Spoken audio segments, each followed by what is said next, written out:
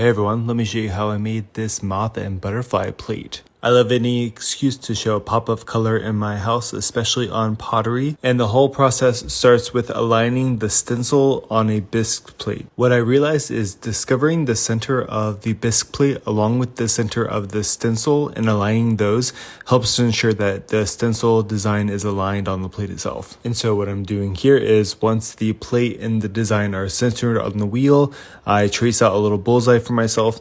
Here I'm poking through the stencil itself to make sure that I find the center. Be careful because I have poked myself more times than I can count, but the idea is making it easy for myself to align the center of the stencil to the center of the plate.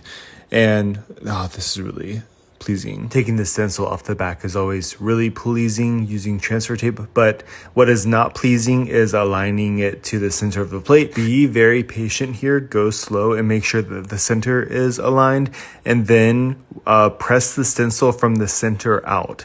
And so make sure that the center is well aligned, and then make sure that you get your edges too, because the next part is the most unpleasing part of the process. The edges tend to be the most problematic, so make sure you give them some extra love. And then starts the hardest part of the whole process, taking the transfer tape off and making sure that the stencil remains on the plate.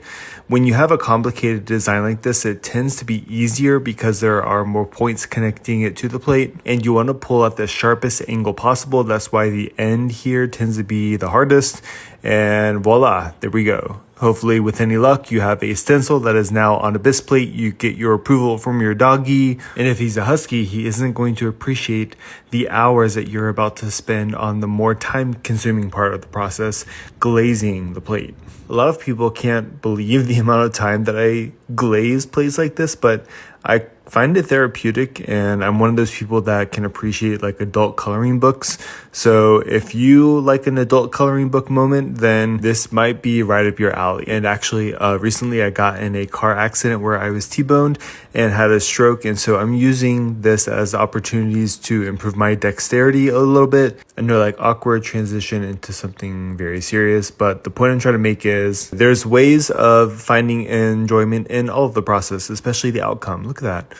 I love the outcome of this, especially before it is glazed, and then it comes back fired and becomes even lovelier. The glazes I use are Stroke and Coat by Mako, and they are typically used up to cone 5, 6, but I use them up to cone 10. Ugh, look how pretty that looks, especially when it catches the light. Unfortunately, I won't be able to sell these until 2026 since I'm recovering from the accident, but I still wanted to share the process, so thanks for watching. Bye.